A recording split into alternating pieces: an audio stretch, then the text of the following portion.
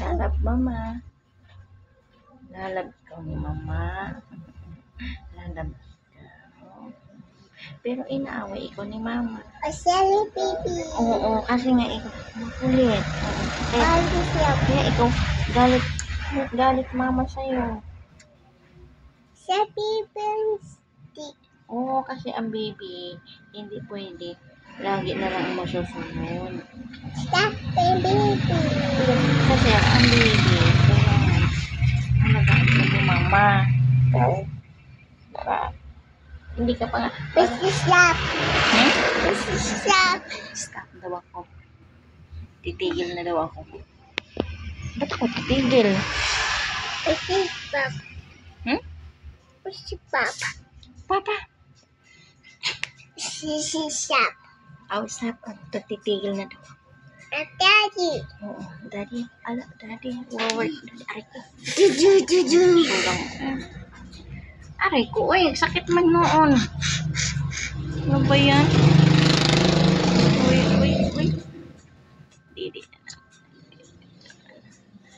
Sa totoo lang, masakit na ang didi ko. Pero tinitiis ko lang. Imutra ko. Yan naman ting. Nangilamos pa ng tao. Masakit na yung didi ko. Kaso tinitiis ko lang kasi naawa ako sa anak. Alam ko. Paala. Titigil na lang siya kung gusto niyang tumigil. Hanggat hindi pa siya tigil. Hahayaan ko na lang. Alam mo guys, ang pangit ko na ngayon guys. Dati ang ganda-ganda ko, ang siksi-siksi ko. Nakabayaan ko na yung sarili ko na dahil sa anak ko. Ngayon ko sa pabayaan ako. Gusto ko lagi nakatabi yung anak ko. Kasi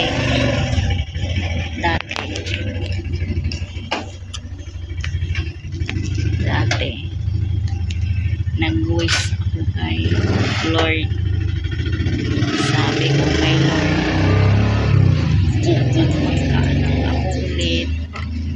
Gusto ko babae naman ang ibibigay niya. Kasi may mga butakal na. Haliparot na naman yung gusto ko. Hindi kasi noon nung hindi ko pa yun nakilala si Jewel. Ay, ngayon naman may nag-ano kasi, may welding, kaya maingay dito. Tapos tabi pa ng kalsada. Huwag maliko to eh. Dati kasi, nung single ako, almost 8 years din akong single.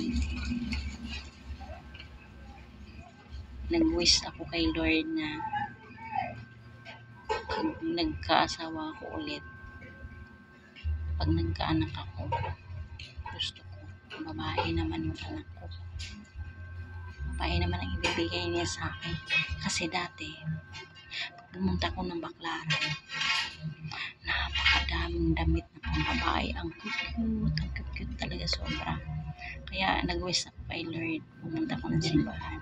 Sabi ko, Lord, sana pag nagkaanak ako babae, kasi bawat nakikita ko yung mga damit sa bata na tinitinda dyan sa Baclaran, napakagandang mga damit. Kaya ayun, nakapag-asawa na naman ako. Diyos ko, Lord.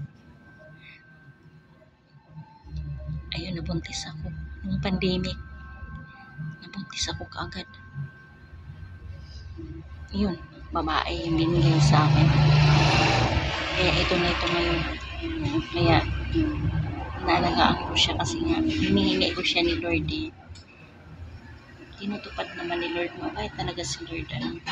Pag si Lord talagang lalapitan mo, talagang sadyang ibibigay niya sa iyo, ipapagkaloob. Basta lang magdasal ka lang lagi sa Kanya. Naniniwala kasi ako pag magdasal kay Lord, humihiling ka kay Lord, binibigay naman. Noon nga rin, may hinihiling ako kay Lord, binibigay ni Lord. Nagkatotoo yung mga hinihiling ko. Talagang binibigay ni Lord sa akin. Daming tao kasi dito dumadaan kaya na-distract ako. Tingnan mo ano yung tawag nito yung welding. Hindi lang muna siguro dito patuloy. Tsaka na lang muna. Nag-building kasi yung kapitbahay namin yung ginagawa ng gate. Sige na guys, saka na lang. Patuloy ko na lang ito. Sunod.